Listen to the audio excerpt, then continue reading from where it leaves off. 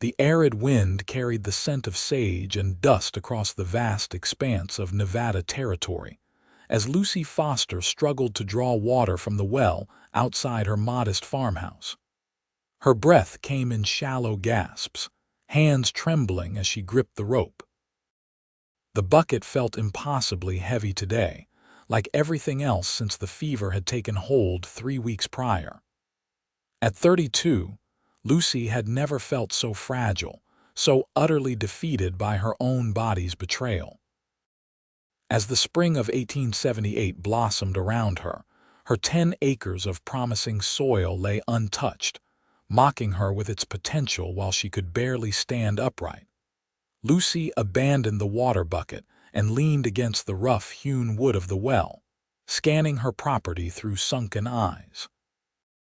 The fields that had once been her pride now represented her failure. After her husband Thomas had died in a mining accident 2 years ago, she had somehow managed to keep their dream alive, working from dawn until dusk. But now, with this mysterious illness sapping her strength day by day, everything they'd built together was slipping through her fingers. The distant sound of hoofbeats made Lucy straighten her posture as much as her weakened state allowed. Visitors to her remote farm outside Pahrump were rare, and unwelcome ones even more so since she'd been alone. She squinted against the midday sun as a tall figure on horseback approached, kicking up dust along the worn trail that connected her property to the main road. "Madam," the rider called out, tipping his hat as he drew closer. His deep voice carried easily across the yard. "Might I trouble you for some water?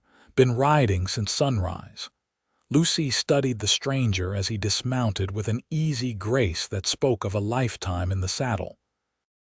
He stood well over 6 feet tall, broad-shouldered but lean, with sun-bronzed skin and eyes the color of the Nevada sky. His clothes were trail-worn but clean denim pants, a faded blue shirt, and a tan vest. The revolver at his hip looked well-maintained but not flashy, the mark of a man who viewed weapons as tools rather than status symbols. "Help yourself," Lucy replied, gesturing weakly toward the well. "I'm afraid I wasn't strong enough to draw it up myself." The man's eyes narrowed slightly as he took in her pallid complexion, and the way she swayed slightly even while standing still. Without comment, he strode to the well and easily hauled up the bucket she'd abandoned. "Name's Blake Xavier, madam," he said, filling the dipper and offering it to her first. "Most folks just call me Blake." Lucy shook her head. "You first, Mr. Xavier. You've done the work." After slaking his thirst, he refilled the dipper and held it out to her. "And you are Lucy Foster." She accepted the water with unsteady hands, drinking slowly to prevent her stomach from rebelling. "This is Foster Farm, though there's precious little farming happening these days." Blake glanced toward the unplowed fields, then back to Lucy's feverish face. "You're ill." It wasn't a question, but Lucy answered anyway. "Just a stubborn fever that won't seem to break. I'll be fine in a day or 2. The lie tasted bitter on her tongue. She'd been telling herself the same thing for weeks. Blake didn't contradict her, but his expression made it clear he wasn't fooled. "Your fields need tending if you're hoping for any kind of crop this year." "I'm well aware, Mr. Xavier," Lucy replied, a flash of her usual spirit breaking through the fatigue. "Unless you're offering to plow them yourself, there's little point in stating the obvious." To her surprise, Blake didn't take offense. Instead, he surveyed the property with a calculating eye. "How many acres need plowing?" Lucy blinked in confusion. "About 10, but I can do that," he said simply. "Got nowhere particular to be for a spell."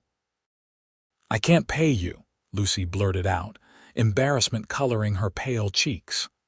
"Not until harvest, at least, and only if room and board will do," Blake interrupted. "Been sleeping under the stars for too long anyway. Got a barn I can bunk in."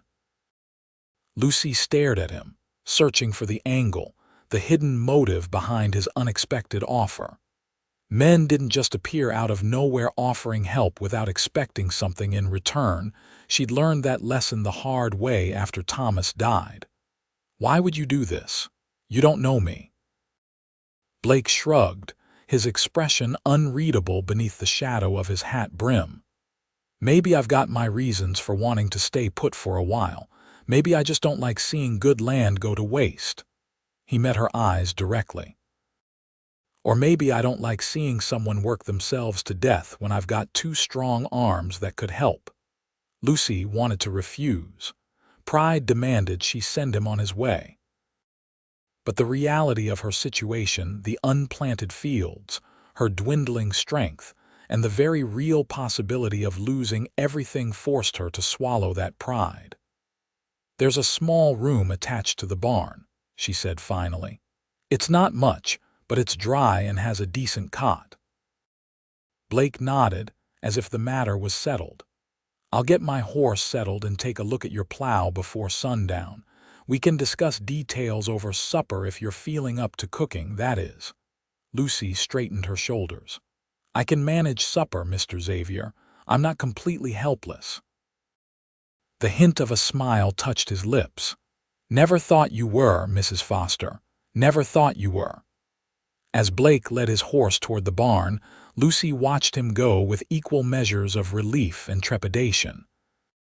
She didn't know this man, couldn't begin to guess what had really brought him to her door, or why he'd offered his help. But as another wave of dizziness washed over her, forcing her to grip the porch railing for support, she knew one thing for certain. Without help, she would lose this farm and possibly her life. The decision had been made out of necessity, but as Lucy turned to head back into the house, she couldn't shake the feeling that she'd just altered the course of her life in ways she couldn't possibly imagine. Lucy woke the next morning to unfamiliar sounds drifting through her open bedroom window. The rhythmic clank of metal, the creak of leather, and the occasional soft command to horses. For a disorienting moment, she thought Thomas had returned, that the past 2 years had been nothing but a fever dream. Reality crashed back as she tried to sit up, her body still weak and aching. Blake Xavier, the cowboy who had appeared like a mirage and offered to work her land. Last night's simple supper of beans and cornbread had been a mostly silent affair, with Blake answering her few questions with brief responses. He'd been a cowhand across most of the Western territories, had some experience with farming from his youth, and wasn't running from the law. "Not that I expect you to take my word on that," he'd added with a wry twist of his lips. Lucy dragged herself from bed and to the window. Outside, Blake had already hitched her 2 draft horses to the plow and was making steady progress across the field nearest to the house. The early morning sun glinted off his back, damp with exertion despite the cool morning air. He worked with confidence, guiding the horses with firm but gentle commands as the plow cut clean furrows in the rich soil. It took Lucy longer than usual to dress, each movement requiring deliberate effort. By the time she made it to the kitchen, the sun was well up, and she felt a stab of guilt at sleeping so late. She stoked the stove and put coffee on to boil, then gathered eggs from the henhouse, moving slowly but determined to contribute something to the day's work. When Blake came in for the midday meal, Lucy had hot coffee, fried eggs, and the last of yesterday's cornbread waiting. He removed his hat at the door, revealing dark hair damp with sweat and curling slightly at the nape of his neck. "Mrs. Foster," he greeted her, washing his hands in the basin she'd prepared. "You're looking a bit better today." Lucy wasn't sure if that was true or just politeness.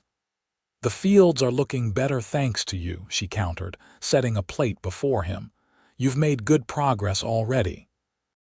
"Good soil," Blake commented, taking a seat at her kitchen table as if he'd been doing so for years rather than a single day.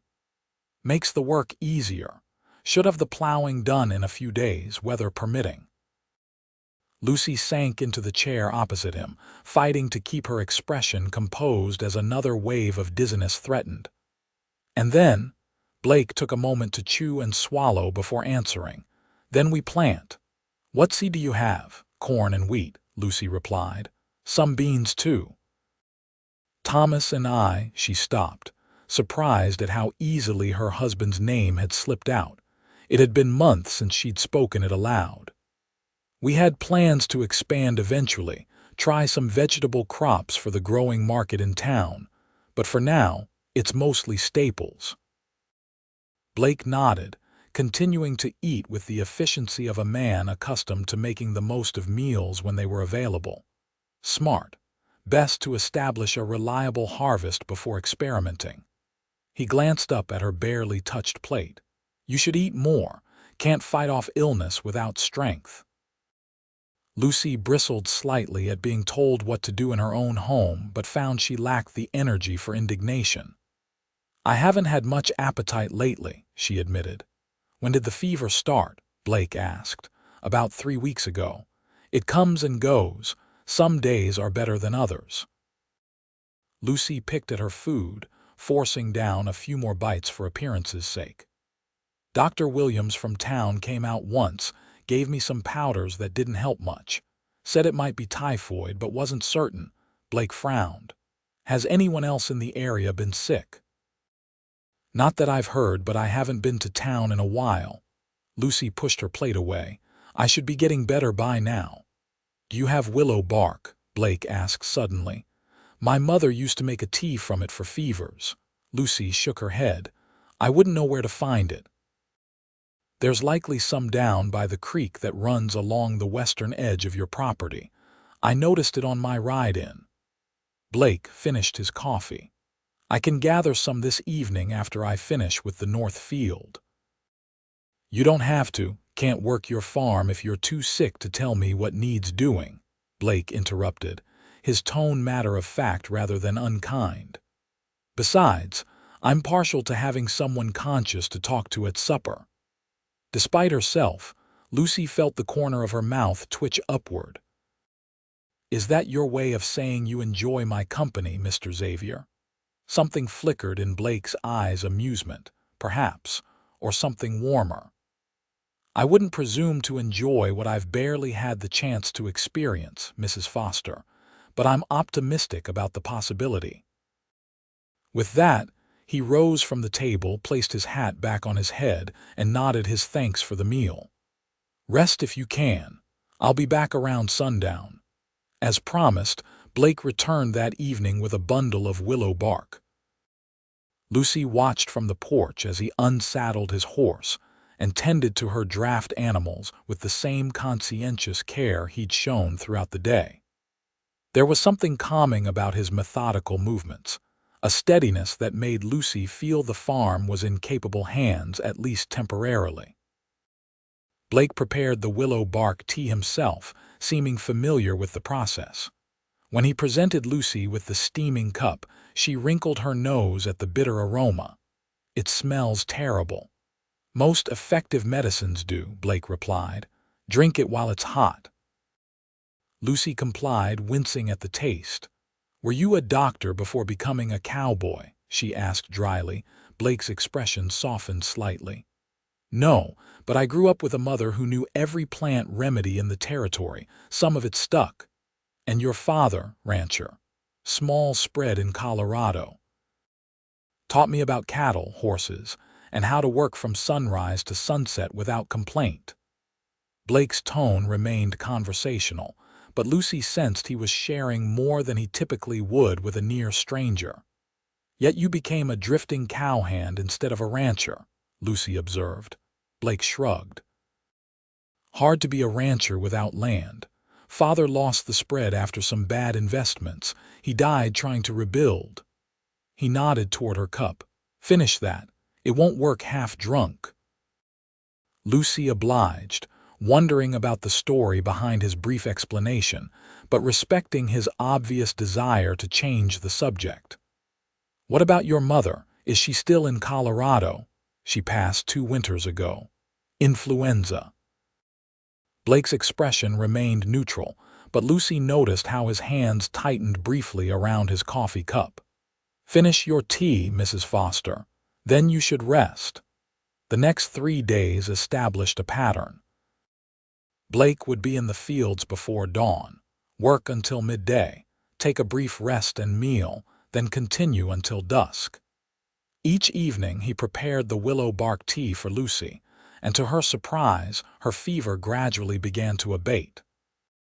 Her strength returned in small measures, enough to tend the chickens, prepare meals, and even work in her small kitchen garden for short periods. On the 4th day, Lucy ventured out to the fields where Blake was finishing the plowing.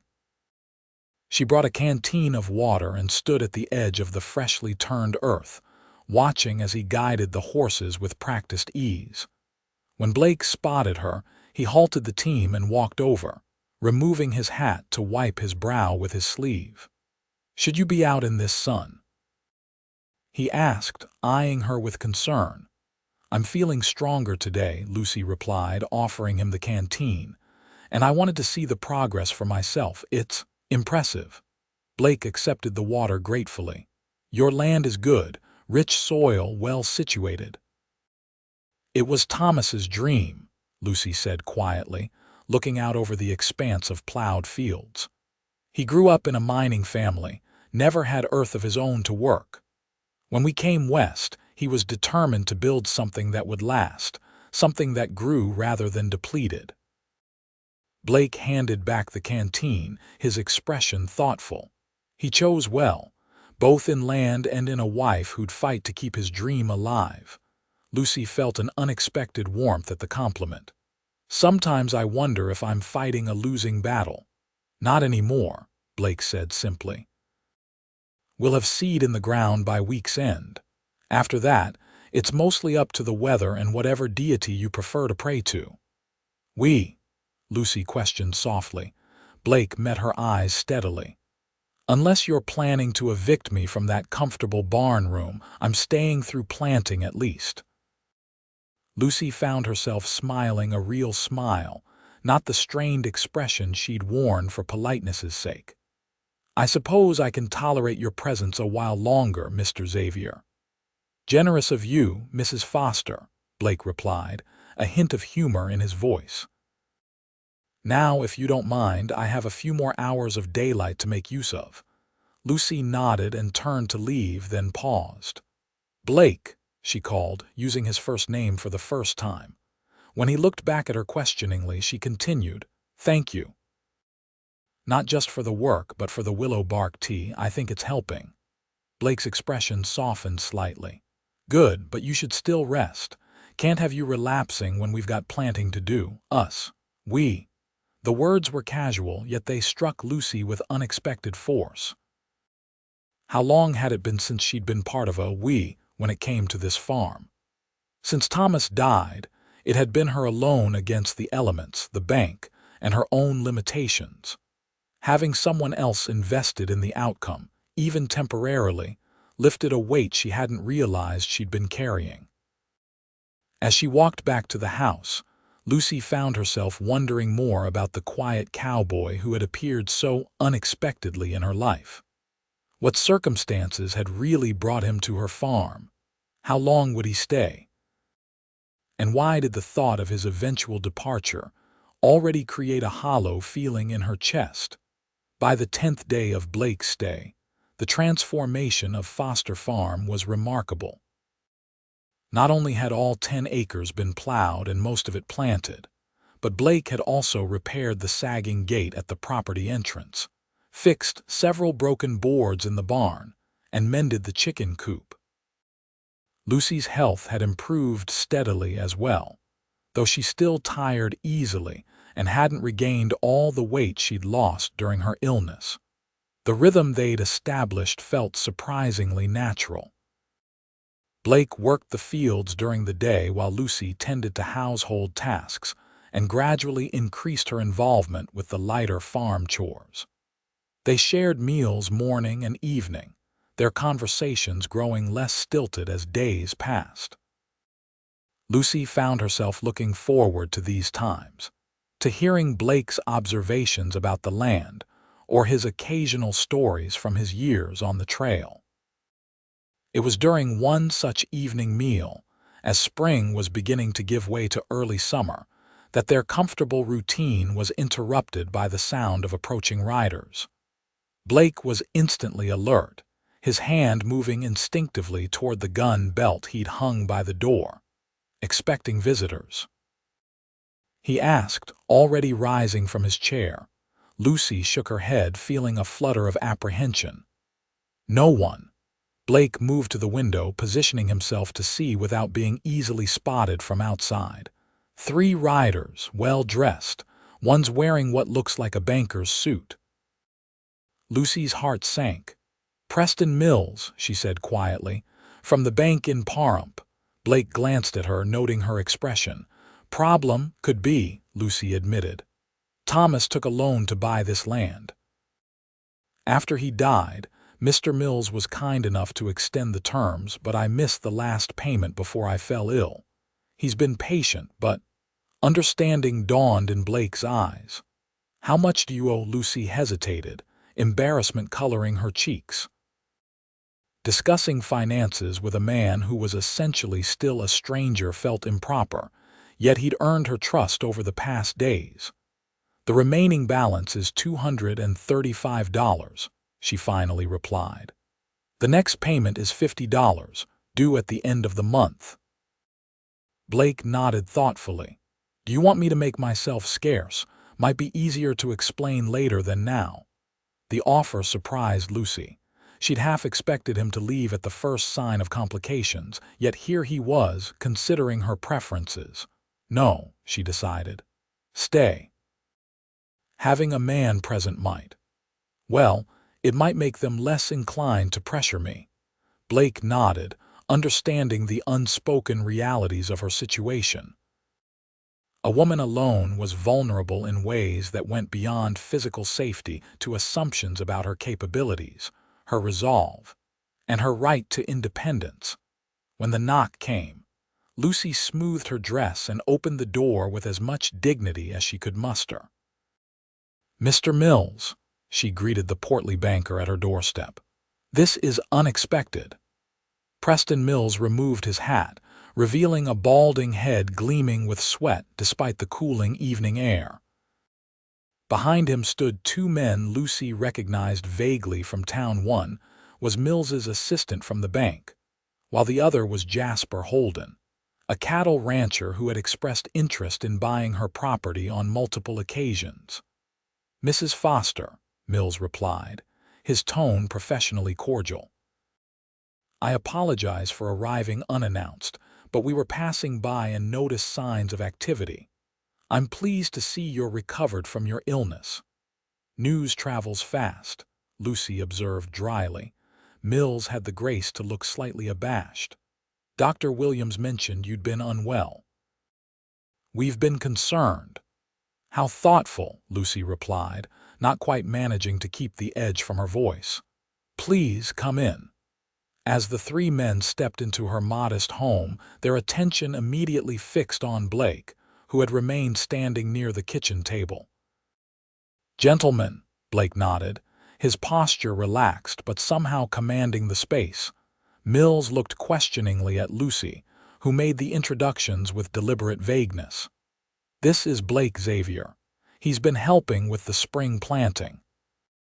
"Blake, this is Mr. Mills from the bank in Pahrump, his associate Mr. Pearson and Mr. Holden."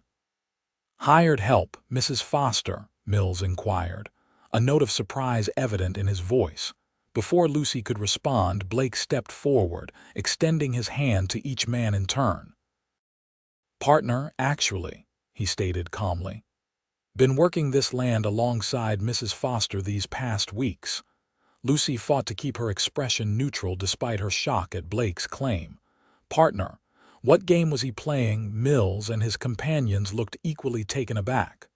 "I wasn't aware of any partnership arrangement," the banker said carefully.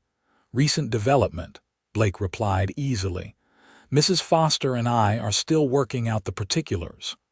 Lucy watched as Jasper Holden's expression darkened slightly. "Interesting timing," the rancher commented, "especially given the property's financial situation." Blake's smile didn't reach his eyes. "Sometimes opportunity and need align at just the right moment, Mr. Holden. I've always believed in the potential of this land." He turned to Mills. "I understand there's a payment coming due. Rest assured it won't be missed." The banker's eyebrows rose. "That's good to hear, Mr. Xavier. Nevertheless, I would be remiss in my duties if I didn't confirm the details of this arrangement." "Perhaps we could review the paperwork. We haven't formalized anything in writing yet," Lucy interjected, finding her voice and deciding to follow Blake's lead, wherever it might go. "As Blake said, it's a recent development, but I can assure you that the farm's obligations will be met." Mills looked between them, clearly skeptical but unwilling to directly challenge the assertion. "Well, that is encouraging news. I must say, Mrs. Foster, we had begun to worry about the viability of your operation, especially after your illness. Mr. Holden here has expressed interest in the property should you ever consider selling." "Very generous of him," Blake commented, moving to stand slightly closer to Lucy. "But we're not selling. In fact, we're expanding, planning to increase production substantially this year and next." Lucy noted the subtle ways Blake had positioned himself not possessively, but protectively, creating a united front that left no room for the visitors to drive a wedge between them. "I see," Mills said finally. "Well, as long as the loan obligations are met, the bank is satisfied." He placed his hat back on his head. "We won't take up any more of your evening. Perhaps once your partnership is formalized, you might stop by the bank to update our records." "Of course," Lucy agreed. "Thank you for your concern, gentlemen." After the visitors departed, Lucy closed the door and leaned against it, exhaling slowly. Blake watched her with an unreadable expression. "Partner?" she questioned softly. Blake shrugged. "Seemed like the simplest explanation for my presence. And it made them think twice about whatever they came here intending to do." "Which was likely to pressure me into selling to Holden," Lucy agreed, moving away from the door. "He's been trying to expand his cattle operation for years. This land would connect two portions of his property." "Convenient timing for their visit," Blake observed. "Just as you're recovering, but before they'd expect the farm to be back in working order." Lucy nodded slowly. "They didn't expect to find the fields planted, or you." "No," Blake agreed. "They didn't." He hesitated, then added, "I hope I didn't overstep. I thought it might buy you some time." "It did," Lucy acknowledged, "but it also created an expectation that the bank payment will be made at the end of the month. I'm not sure I can meet that without selling some of the livestock, which I'd rather avoid." Blake was quiet for a moment, seemingly considering something. "I might be able to help with that," he said finally. "I can't accept charity, Blake," Lucy said firmly. "Not charity," he corrected. "An investment. If I'm going to play the part of your business partner, I might as well act like one. I have some savings, enough to cover the payment and keep us going until harvest." Lucy stared at him, bewildered by the offer. "Why would you do that? You barely know me."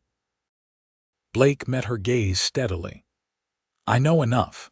I know you've fought to keep this farm alive despite illness and loss. I know the land is good and will yield well with proper care. And I know that men like Holden don't deserve to win simply because they have deeper pockets and more connections." There was something in his voice, a personal edge that made Lucy wonder if he was fighting more than just her battle. "Is this about your father's ranch, the one he lost?" Blake's expression flickered with surprise at her perception. "Perhaps partly," he admitted. "But it's also about what's happening here and now. This farm deserves a chance to thrive. So do you." Lucy felt a warmth spreading through her chest that had nothing to do with her lingering illness. And what do you get out of this arrangement, Blake Xavier? If you invest your savings in a widow's struggling farm, a place to belong for a while at least, he answered with surprising honesty. A purpose beyond the next cattle drive or ranch job, and a share of the harvest if all goes well. Lucy studied him carefully. And if I agree to this partnership, what exactly would it entail? What terms are you proposing? Practical ones, Blake replied. I provide the capital needed to meet the bank payments and keep the farm operating until harvest. In return, I receive 1/3 of the profits from this year's crop. I continue working the land alongside you. When harvest is complete, we can reassess. It was a fair offer, more than fair, given the risk he would be taking. Lucy knew she should consider it carefully, sleep on it even. But something told her this opportunity, like Blake himself, might not appear again if she hesitated. Make it 40% of the profits, she countered. And you have a deal, partner. Blake's eyes widened slightly, a slow smile spreading across his face. 40% it is, Mrs. Foster. He extended his hand to her. Lucy placed her hand in his, noting the contrast between her smaller palm and his calloused one. As they shook to seal their agreement, she couldn't help wondering what Thomas would think of this unexpected development. Somehow, she believed he would approve of the man, who had appeared like an answer to an unspoken prayer. What neither of them acknowledged, as they returned to their interrupted meal, was the unspoken question hovering between them. What would happen when the harvest was complete and their agreement reached its natural conclusion? As late spring melted into the heat of summer, Foster Farm flourished under their combined efforts. The wheat and corn grew tall and strong, promising a bountiful harvest. Lucy regained her health, though the illness had left her somewhat thinner and more easily fatigued than before. True to his word, Blake had contributed the funds needed for the bank payment, formalizing their partnership with a simple contract they'd drawn up themselves and had witnessed by the town's notary. Their routine had expanded along with Lucy's recovery. She now worked alongside Blake for several hours each day, tending to the vegetable garden, maintaining the irrigation ditches, and caring for the small herd of sheep that provided wool as a secondary income. Blake had proven himself knowledgeable about more than just cattle and horses. He understood crop rotation, soil management, and had even devised an improved irrigation system for the western fields. The evenings, once awkward with the reserve of new acquaintances, had become Lucy's favorite time. After supper, they often sat on the porch, watching the spectacular Nevada sunset paint the distant mountains in hues of gold and crimson. Their conversations had deepened, moving beyond the practicalities of farming to more personal territory. Lucy learned that Blake was 36, had fought briefly in the closing months of the Civil War as a very young man, and had spent the intervening years working his way across every territory west of the Mississippi. He spoke 4 languages: English, Spanish, some Paiute, and a smattering of French, and could play the harmonica, though he claimed to do so poorly. In turn, she shared stories of her life before Pahrump, growing up in Illinois, meeting Thomas at a church social when she was 20, and their journey west in search of land they could call their own. She told him about the difficult first years on the farm, the child they had lost in infancy, and how Thomas's death in the silver mine had nearly broken her spirit. "Yet here you are," Blake had observed quietly one evening, "still fighting." "Not just me anymore," Lucy had replied, surprising herself with the admission. As July unfolded with relentless heat, their partnership faced its first significant challenge.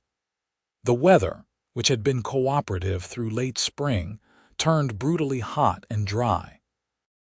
The creek that supplied water to their irrigation system dwindled to a trickle, threatening the crops at a crucial stage of development. "We need to dig deeper irrigation channels," Blake announced one morning after inspecting the fields. "And possibly a new well, closer to the southern fields." Lucy wiped her brow with her apron. "That's a massive undertaking with just the two of us, and expensive." "We don't have much choice," Blake replied. "Without adequate water, we'll lose at least half the crop. Even with the new well, we'll need to be selective about which fields get priority." Lucy nodded, trusting his judgment. Over the past months, Blake had proven his expertise repeatedly, making decisions that were invariably sound.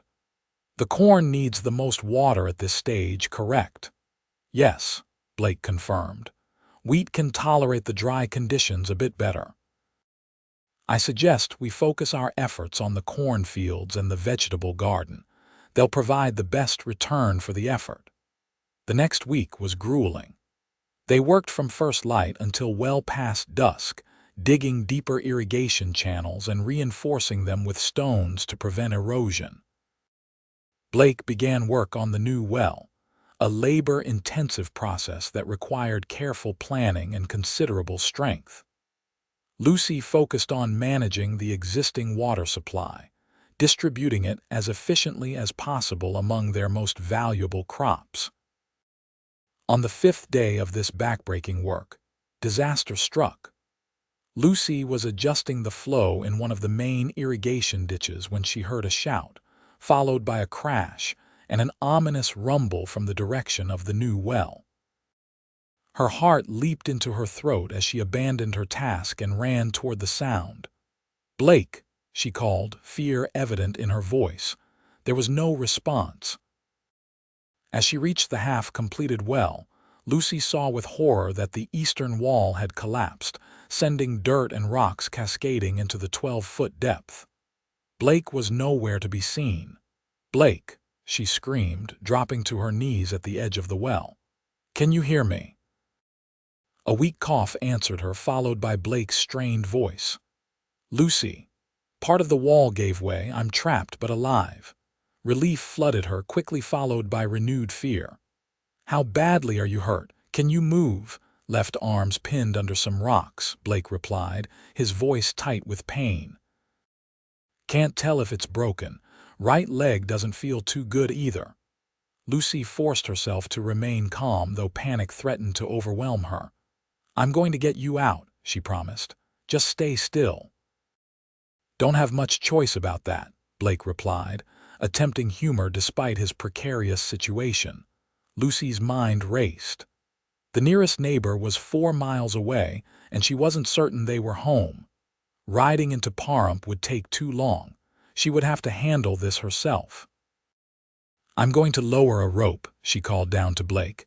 "If I can get it around you, I can use the horse to help pull you up." "Too risky," Blake called back. "Wall's unstable. You try to pull me up with a horse, the whole thing might collapse further." Lucy knew he was right, but the alternative was unthinkable. "Then I'm coming down to dig you out," she decided.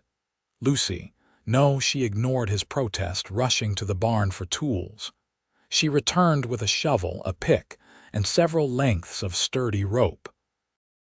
Working quickly, she secured one end of the rope to the strongest nearby tree and the other around her waist. Taking a deep breath, she began to lower herself into the well, bringing the tools with her. The descent was terrifying. Loose dirt and small rocks shifted under her feet, threatening to trigger another collapse. When she reached the bottom, the space was tight and choked with dust. Blake was half buried under soil and rocks, his left arm completely covered and his right leg bent at an unnatural angle. "You're the most stubborn woman I've ever met," Blake coughed, his face pale beneath a layer of dirt. "This is madness, Lucy." "Probably," she agreed, immediately beginning to clear the smaller rocks from around him. "But I'm not leaving you down here to die." For the next hour, Lucy worked meticulously, removing debris bit by bit while being careful not to disturb the precarious wall that remained partially intact. The summer heat was magnified in the confined space, and both of them were soon drenched in sweat. Despite her restored health, Lucy felt the strain of the work testing the limits of her endurance. Still, she persevered, driven by a desperation she didn't fully understand. When she finally freed Blake's arm, he groaned in pain but insisted it wasn't broken, just badly bruised and scratched. His leg was another matter. The unnatural angle suggested a fracture, and he couldn't put any weight on it. "I need to get you up from here before we can deal with that," Lucy said, wiping sweat-soaked hair from her forehead. "Can you hold onto the rope if I secure it under your arms?" Blake nodded grimly. "I can try." The process of getting Blake out of the well was slow and excruciating. Lucy climbed out first, then used the draft horse to help raise Blake as he clung to the rope, his face contorted with pain.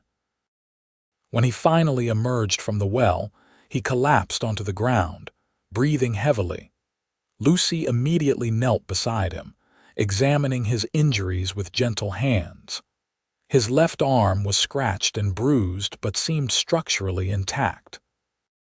His right leg, however, showed obvious signs of fracture swelling, discoloration, and an abnormal bend below the knee. "We need to get you to the house," Lucy said firmly. "I'll bring the wagon."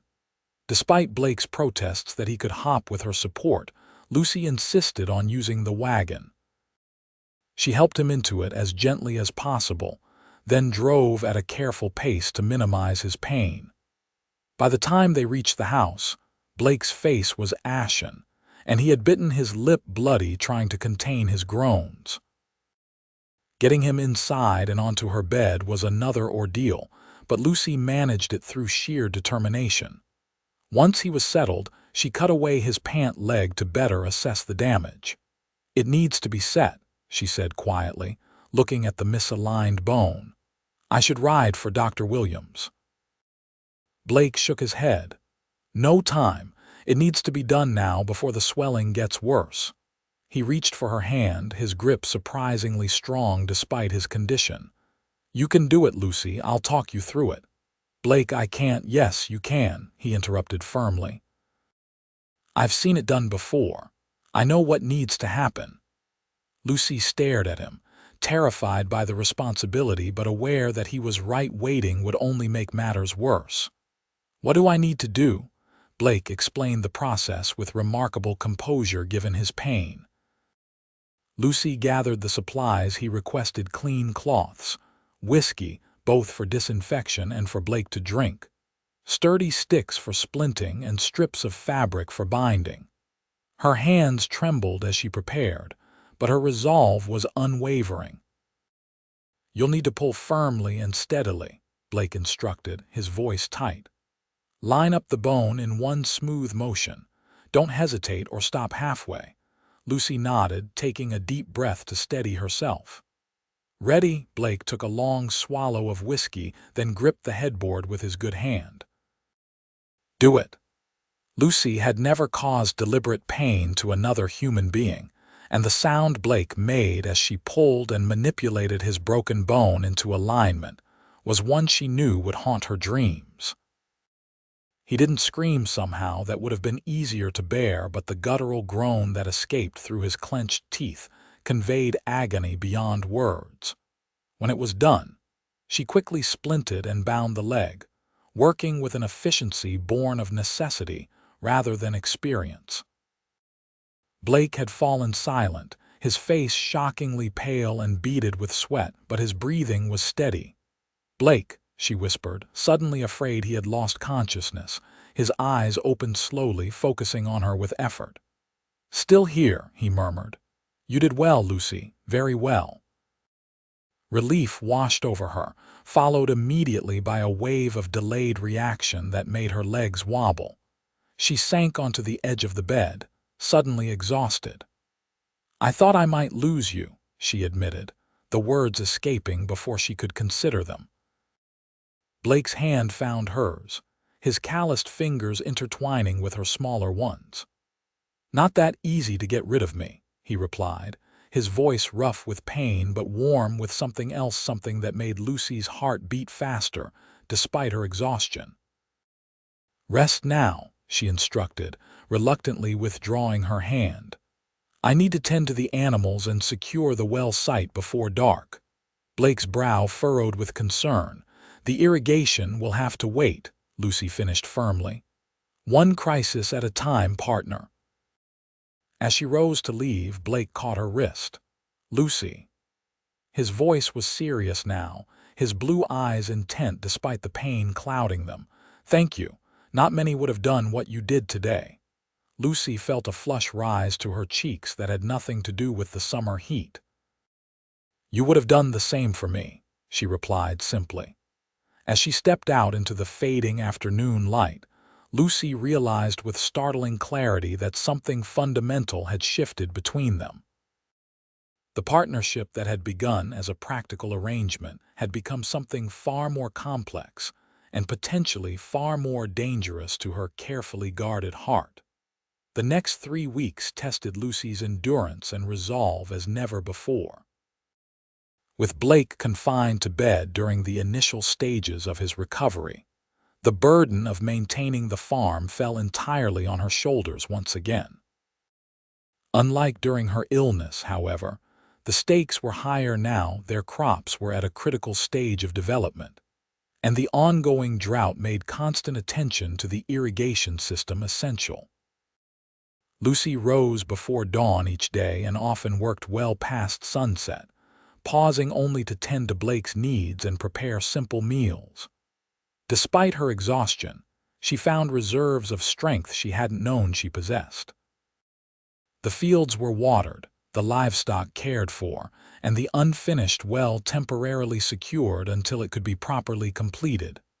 Blake, for his part, proved to be a terrible patient. By the 3rd day of confinement, he was already attempting to maneuver around the house using a makeshift crutch Lucy had fashioned from a broken pitchfork handle. "You're going to re-injure that leg," she scolded, returning from the fields to find him awkwardly trying to prepare dinner. "The bone needs time to knit properly." "I'm not going to lie in that bed while you work yourself into collapse," Blake retorted, his frustration evident. "I can at least help with the indoor tasks." Their first real argument ensued, ending with a compromise. Blake would remain inside, resting his leg as much as possible, but Lucy would allow him to assist with cooking and other seated tasks. She also agreed, reluctantly, to accept his guidance on prioritizing the farm work, acknowledging that she couldn't do everything alone. As July progressed into August, the rhythms of their days adjusted to accommodate Blake's gradually improving mobility. Dr. Williams had finally been summoned and confirmed that Lucy's emergency bone setting had been remarkably well done. "Another week or 2 of rest," the doctor had advised, "and then gentle activity, increasing gradually." The drought, meanwhile, showed no signs of abating. Despite Lucy's best efforts, some of the wheat fields had suffered from inadequate water, though the corn was faring better thanks to their prioritization.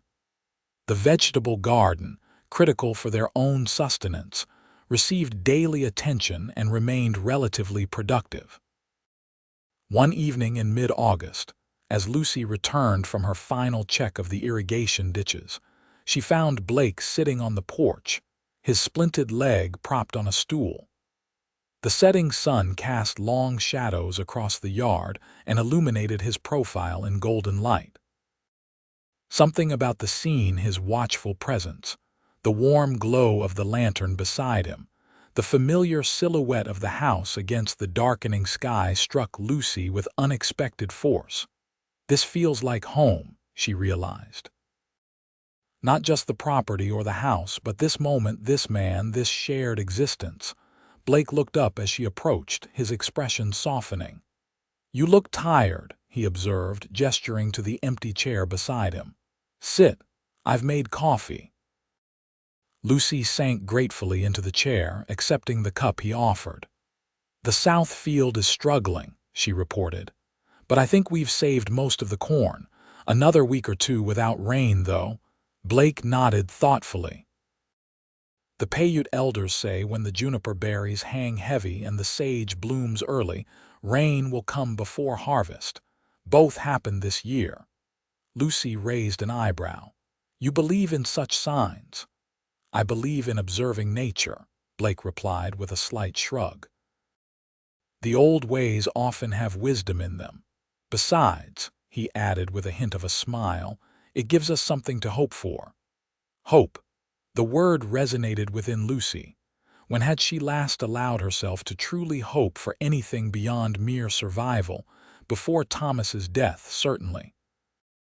Perhaps even before that, when they'd first arrived in Nevada, full of dreams for their future. "What will you do after harvest?" she asked suddenly, the question emerging unbidden. Blake's eyes met hers, something unreadable flickering in their depths. "That depends." "On what?" "On whether I'm still needed here," he answered quietly. Lucy looked away, unable to hold his gaze. "The farm will always need tending," she said carefully. "I wasn't asking about the farm," Blake replied, his voice gentle but unwavering. The silence that followed was heavy with unspoken possibilities. Lucy's heart hammered in her chest as she stared out at the darkening fields, aware that her response could alter the course of both their lives. "I don't know what you want me to say," she finally whispered. Blake set his coffee cup aside and leaned forward slightly, his expression serious. "I want you to say what's true, Lucy. Nothing more." Lucy took a shaky breath. "I've been alone for 2 years. I've learned to depend on no one but myself, and then you appeared and suddenly—" She trailed off, searching for the right words. "Suddenly it wasn't just about surviving anymore," Blake finished for her. Lucy nodded, relief washing over her at his understanding. "Yes, exactly that. But I'm afraid, Blake. Afraid to need someone again, knowing how quickly they can be taken away." Blake's hand moved to cover hers, warm and reassuring. "I can't promise nothing will ever happen to me," he said honestly. "No one can make that promise. But I can promise that as long as I have a choice in the matter, I won't leave you to face things alone again." Lucy turned her hand beneath his, their fingers intertwining naturally. "Is that a proposal, Blake Xavier?" she asked, a tremulous smile playing at her lips. "Not yet," he replied, his eyes holding hers steadily. "When I propose, you'll know it. This is a declaration of intent, a promise that when harvest comes, I won't be packing my saddlebags unless you ask me to leave." The weight that had been pressing on Lucy's chest for weeks, months, even seemed to lift slightly. She squeezed his hand, unable to form words around the emotions welling within her. They sat in companionable silence as darkness fell completely, the vast Nevada sky transforming into a canopy of stars. Neither felt the need to move indoors or to further define what had passed between them. It was enough, for now, to have acknowledged the possibility of a future together. When Lucy finally rose to go inside, she paused beside Blake's chair. With a courage that surprised her, she bent and placed a gentle kiss on his forehead. "Good night, Blake," she murmured. His hand caught hers as she straightened. "Good night, Lucy," he replied, his voice rough with emotion. As she slipped inside, leaving Blake to follow at his own pace with his crutch, Lucy felt a tentative joy unfurling within her, a sensation so long absent she had almost forgotten its warmth. Whatever challenges tomorrow might bring, they would face them together. And for tonight, that knowledge was enough. True to the Paiute prediction Blake had mentioned, the rains finally came in late August, a series of thunderstorms that replenished the parched earth and saved their threatened crops. By early September, the corn stood tall and golden in the fields, and the surviving wheat, though reduced in yield, promised a decent harvest. The vegetable garden had flourished under Lucy's careful tending, providing fresh produce for their table and excess to preserve for winter. Blake's leg had healed sufficiently for him to resume light work, though Lucy insisted he avoid anything too strenuous.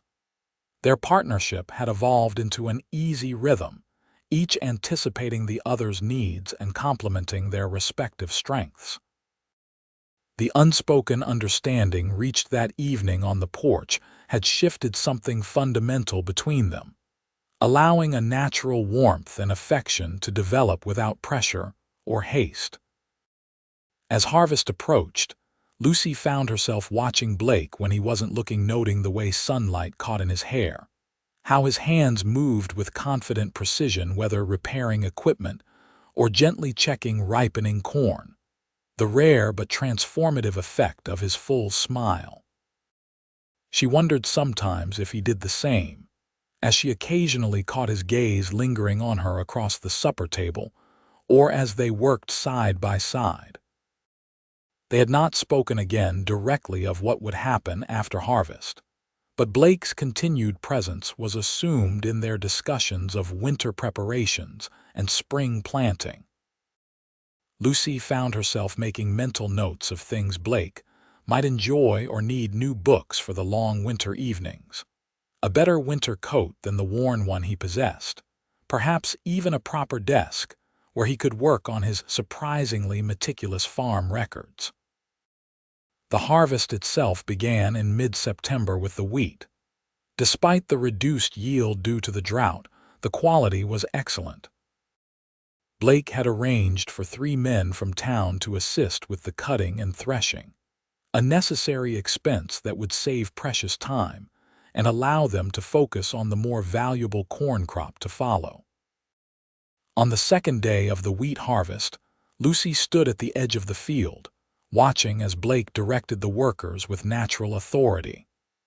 The morning sun highlighted the strong lines of his shoulders and back as he demonstrated the proper technique for bundling the cut wheat. There was something deeply satisfying about seeing him so comfortable on her land, their land, as she had increasingly come to think of it. Mrs. Foster. Lucy turned to see Preston Mills approaching on horseback, his round figure incongruous atop the elegant bay. She suppressed a sigh, plastering a polite smile on her face as he dismounted. "Mr. Mills, what brings you out so far from town?" The banker removed his hat, mopping his brow with a handkerchief. "Just checking on some of our investments in the area. Your farm was on my route." His eyes drifted to the harvest activity, narrowing slightly as he spotted Blake. "I see your partnership continues to flourish." Lucy nodded, not missing the pause before partnership or the slightly skeptical tone. "Mr. Xavier has been invaluable. As you can see, our harvest is proceeding well despite the challenging summer." "Indeed," Mills replied, his expression difficult to read. "May I ask about your plans for the winter, Mrs. Foster? Will Mr. Xavier be continuing his investment in the property?" The deliberate emphasis made Lucy bristle internally, though she maintained her composed exterior. "Our arrangement has proven mutually beneficial," she said evenly. "We've discussed extending it indefinitely." Mills's eyebrows rose. "Indefinitely? That's quite a commitment for a man who appeared rather suddenly in the territory. Is there something specific concerning you about Mr. Xavier, Mr. Mills?" Lucy asked directly, tired of the banker's insinuations. Mills hesitated, clearly weighing his words. "Not specifically, no. It's just unusual to form such a significant partnership with someone without an established local reputation, especially for a woman in your position alone with valuable property." Lucy's patience evaporated. "My position, Mr. Mills, is that of a landowner who has met every obligation to your bank despite considerable challenges. Mr. Xavier's background is not your concern, nor is the nature of our partnership beyond its financial implications for the loan." The banker had the grace to look somewhat abashed. "Of course, Mrs. Foster. I meant no offense. It's simply my duty to ensure the bank's investments are secure." "The bank's investment is perfectly secure," came Blake's voice as he approached, having noticed the visitor. "The harvest looks to be better than expected despite the drought." Mills nodded stiffly in greeting. "Mr. Xavier, good to see the leg has healed." "News travels fast," Blake observed dryly, unconsciously echoing Lucy's earlier comment. "Small communities," Mills replied with a thin smile. "Everyone's business tends to become common knowledge eventually." There was a subtle warning in his tone that wasn't lost on either Blake or Lucy. Blake met the banker's gaze steadily. "Then you'll also know that we've made significant improvements to the irrigation system and expanded the vegetable production. The farm's value has increased considerably since spring." Mills glanced between them, noting their united front. "Indeed. Well, I won't keep you from your harvest." "Good day, Mrs. Foster, Mr. Xavier." He remounted his horse with some effort and tipped his hat before departing. As they watched him ride away, Lucy released a tense breath. "He's fishing for information about you." Blake nodded grimly. "Probably at Holden's request." "The man still wants this land." "You think Mills knows something about your past?"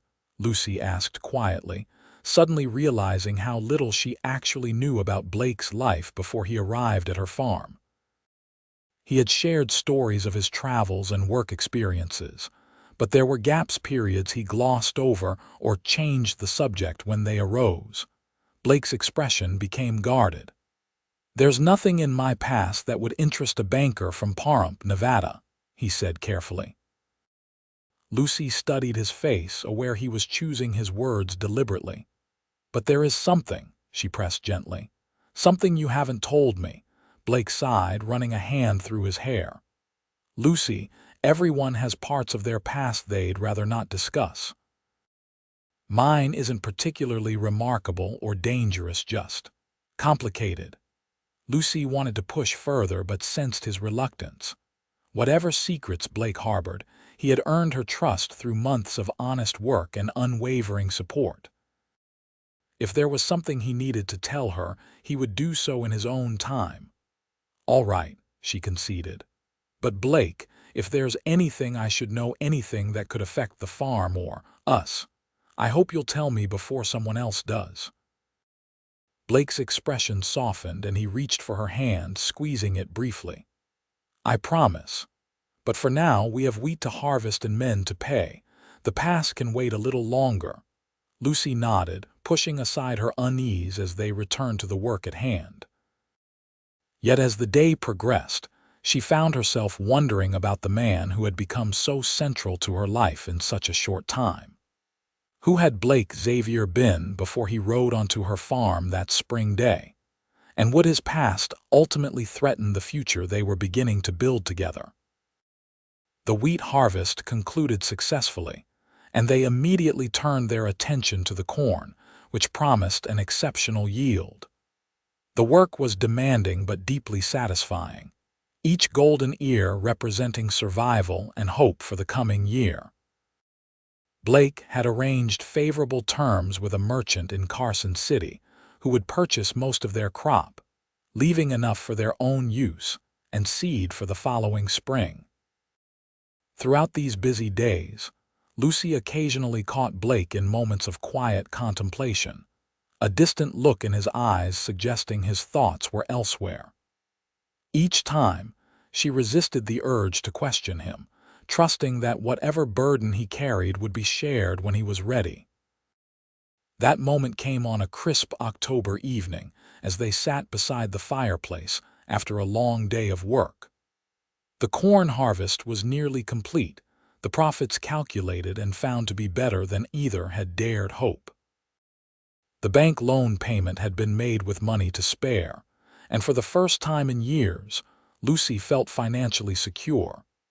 Blake had been unusually quiet during supper, and now he stared into the flames, a half-empty glass of whiskey in his hand. Lucy sat nearby, mending one of his shirts, occasionally glancing up to study his pensive profile. "Lucy," he said finally, his voice low, "there's something I need to tell you." She set her sewing aside, giving him her full attention. "I'm listening." Blake took a deep breath, then another sip of whiskey before continuing. "Before I came to Nevada, I was in Colorado, not just passing through as I might have implied. I had a ranch there, a small one, but mine." Lucy remained silent, allowing him to proceed at his own pace. "It was land that had once belonged to my father, before he lost it to bad investments and worse luck," Blake continued. "I spent years working cattle drives, saving every penny until I could buy back a portion of it. For 3 years, I built that place up, good stock, solid buildings, even started planning for a family someday." He paused, swirling the amber liquid in his glass. "There was a woman, Catherine, daughter of the largest rancher in the county. We were engaged to be married." Lucy felt an unexpected pang of jealousy, which she immediately tried to suppress. Blake's past was his own, just as hers included Thomas. "What happened?" she asked quietly. Blake's expression hardened. "Her father happened. James Blackburn controlled everything in that county: water rights, cattle prices, even the local bank. He tolerated our engagement initially, probably thinking my small ranch would eventually become his through Catherine. But when I refused to sell him water rights that would have crippled my operation, things changed." He drained the rest of his whiskey before continuing. "Suddenly, Catherine was having doubts about marrying a stubborn upstart, as her father called me. Then my cattle started dying, poisoned water whole. No proof who did it, of course. Then a mysterious fire destroyed my barn and most of my winter feed. The final blow came when the bank called in my loan without warning, a loan that had been in good standing with regular payments." "Blackburn owned the bank," Lucy surmised softly. Blake nodded grimly. "Within 2 months, I lost everything. The ranch, Catherine, my future, all gone. When I confronted Blackburn directly, he had me beaten by his men and warned that if I was seen in the county again, I wouldn't leave alive." Lucy's hand covered her mouth in horror. "Blake, I'm so sorry. I left Colorado with nothing but my horse, my gun, and enough anger to last a lifetime," Blake continued. "Drifted for nearly a year, taking whatever work I could find. Eventually, the anger burned itself out, leaving just emptiness. I was headed nowhere in particular when I rode past your farm that day." Lucy absorbed his story, understanding now his fierce reaction to Holden's interest in her property and his immediate empathy for her struggle to keep the farm. "Why tell me this now?" Blake finally turned to look at her directly. "Because I received a letter yesterday. Catherine's brother found me somehow. He's a decent man, unlike his father. He wrote to warn me that Blackburn has been making inquiries, tracking my movements. Apparently, he wasn't satisfied with merely running me out of Colorado. He wants to ensure I never rebuild what he destroyed." Lucy felt a chill that had nothing to do with the autumn evening. "You think he might come here?" "I don't know," Blake admitted. "It may be nothing, the ramblings of a bitter old man with too much power. But if there's even a chance he could bring trouble to your door, you deserve to know." "Our door," Lucy corrected gently. "This is your home now too, Blake." Something in his expression shifted: surprise, followed by a warmth that reached his eyes. "Even knowing this might bring complications." "Life is complications," Lucy replied with a small smile. "At least these would be faced together." Blake set his empty glass aside and moved to kneel before her chair, taking both her hands in his. "Lucy Foster, you are the most remarkable woman I have ever known. When I rode onto your property that day, I was a man with no direction and no purpose. You gave me both, along with something I thought I'd never find again: hope." Lucy's heart raced as she looked into his earnest blue eyes. "You gave me the same gift," she whispered. "I was barely existing before you came. Just moving through each day trying to hold on to something that was slipping away." Blake's hands tightened around hers. "I promised I wouldn't propose until you knew everything about me. Now you do." He paused, his expression solemn yet tender. "I love you, Lucy. I think I have since that first day, watching you try to draw water from the well despite your illness, so determined, so brave. I want to build a life with you, here on this land that we've tended together. Will you marry me?" Tears sprang to Lucy's eyes, but they were tears of joy rather than sorrow. "Yes," she said simply. "Yes, I will marry you, Blake Xavier." He gathered her into his arms then, his kiss gentle at first, then deepening with a passion that had been carefully restrained during their months together. Lucy responded with equal fervor, all her doubts and hesitations dissolving in the certainty of her love for this man who had appeared when she needed him most. When they finally broke apart, both breathless, Blake pressed his forehead to hers. "Whatever comes, we'll face it together," he promised. "Whether it's drought, illness, or ghosts from the past." Lucy nodded, believing him completely. "Together," she echoed. "That's all that matters." As autumn progressed toward winter, their engagement became common knowledge in Pahrump. Most reactions were positive. Blake had proven himself to be hardworking and honest during his months in the community, and many were pleased to see Lucy finding happiness after her period of widowhood. Only Jasper Holden, and by extension, Preston Mills, seemed displeased with the development, though their objections remained unspoken. They set a wedding date for the first week of December, after the harvest was completely finished and the farm prepared for winter. Lucy found herself embracing the future with an optimism she had thought lost forever. Each evening as they sat by the fire making plans for the wedding, for spring planting, for improvements to the house, she marveled at how completely her life had transformed in the span of a single growing season. Blake had moved his few belongings into the main house, though he maintained a respectful separation until they would be properly married. This arrangement raised a few eyebrows in town, but Lucy found she cared little for gossip when weighed against the comfort of having Blake under the same roof. Their happiness, however, faced an unexpected challenge 3 weeks before their wedding day. Lucy was in town purchasing supplies when she overheard a conversation between two strangers in the general store. "Xavier's the name," one man was saying quietly to the other. "Tall fellow, dark hair, works a farm outside town with a widow woman. They're saying he's to marry her soon." Lucy froze behind a shelf of canned goods, her heart suddenly pounding. "That's our man, then," the second voice replied. "Blackburn wants him found, not confronted. We just confirm his location and send word back to Colorado. The old man will decide what happens next." "Seems a long way to chase a man over a land dispute," the first man observed. "It's not about the land anymore," came the reply. "It's about the principle. Nobody crosses James Blackburn and just walks away to start fresh elsewhere. Makes him look weak." Lucy felt ill as the men continued their conversation, discussing how long they would remain in Pahrump and where they were staying. When they finally left the store, she abandoned her shopping and hurried home, her mind racing with fear and indecision. Blake was in the barn when she arrived, repairing harnesses in preparation for winter. One look at her face told him something was wrong. "Lucy, what happened?" She recounted the conversation she'd overheard, watching as Blake's expression hardened with each word.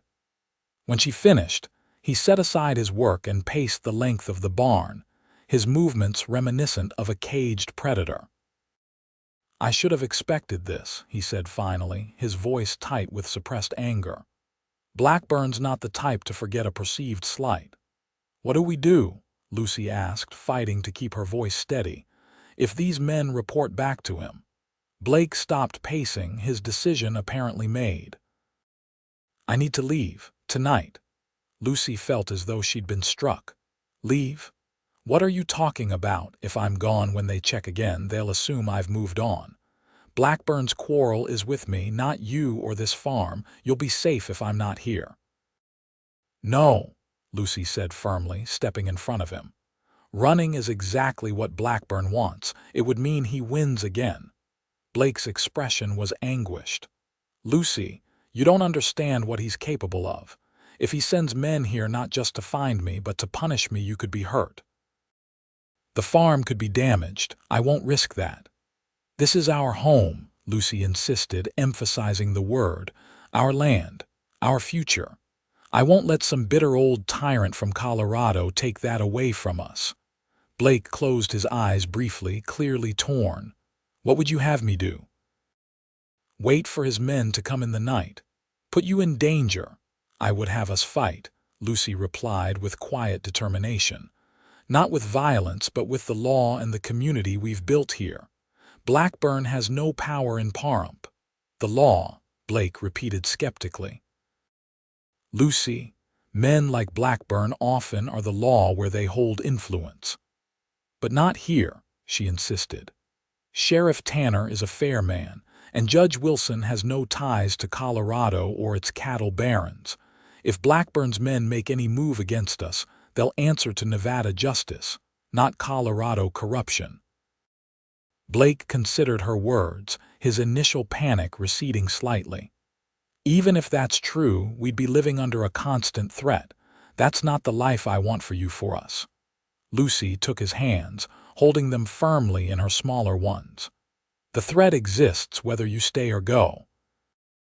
If you leave, I lose you and still face whatever retribution Blackburn might bring. At least together we have a chance to build something worth fighting for." Blake's resistance was visibly weakening. "You're asking me to gamble with your safety." "I'm asking you to trust me as your partner," Lucy corrected. "As your future wife. We've already faced illness, drought, and injury together. We can face this too." After a long moment, Blake pulled her into a tight embrace, burying his face in her hair. "All right," he conceded quietly. "We do this your way. But we take precautions. We alert Sheriff Tanner, secure the farm, and you are never alone until this is resolved." Lucy nodded against his chest, relief flooding through her. "Agreed." She pulled back slightly to look up at him. "We should also move up the wedding." Blake's eyebrows rose in surprise. "Why?" "Because as your wife, I'll have legal rights that I don't have as your fiancé," Lucy explained practically. "If anything happens to you, I want to ensure the farm remains ours, not vulnerable to claims from outside." A reluctant smile tugged at Blake's lips. "You've become quite the strategist, Mrs. Foster." "Soon to be Mrs. Xavier," she corrected with a smile of her own. "And I've always been a strategist.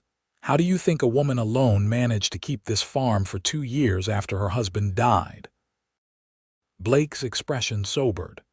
"You never cease to amaze me," he said softly, brushing a strand of hair from her face. "All right, we'll speak to the minister tomorrow.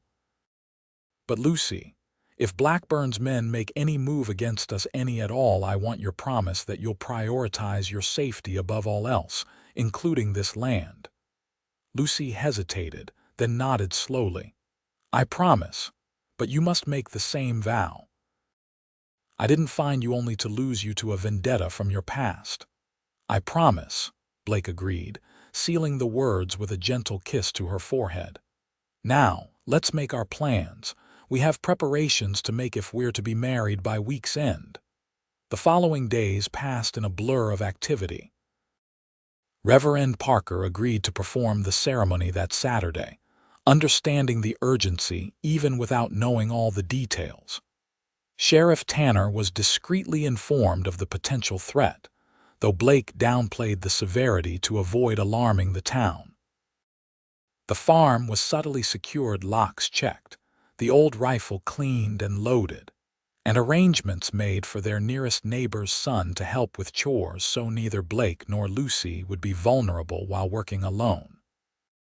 Throughout these preparations, Lucy watched Blake carefully, concerned that the reemergence of his past might reopen old wounds.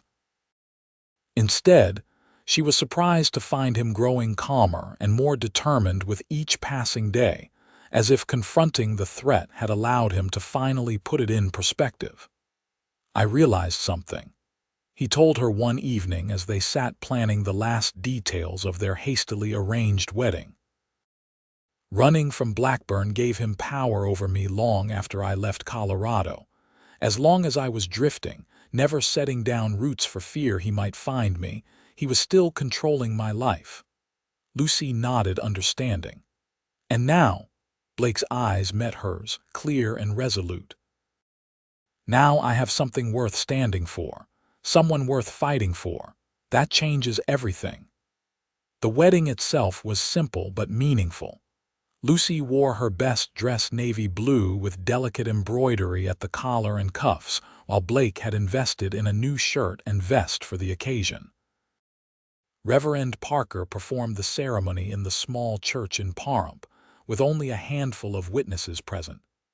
Dr. Williams and his wife, who had become friends during Lucy's illness, their neighbor Sam Johnson and his family, and to everyone's surprise, Sheriff Tanner and his deputy. The presence of the law was not lost on the two strangers who observed the proceedings from across the street, their expressions grim as they noted the obvious community support for the couple they had been sent to investigate. As Blake and Lucy exchanged vows, their voices strong and sure despite the circumstances that had hastened their union, Lucy felt a profound sense of rightness. Whatever challenges lay ahead, they would face them as husband and wife, their love and determination forming a foundation stronger than any threat from the past. The small reception that followed at the Johnson farm was a warm, cheerful affair, with neighbors bringing food and good wishes. If anyone noticed the sheriff's continued presence, or the way Blake positioned himself to always have a clear view of the entrances, they were tactful enough not to comment. As the evening drew to a close, Blake and Lucy prepared to return to their farm now truly theirs together in both law and spirit. Sheriff Tanner approached them as they were saying their goodbyes.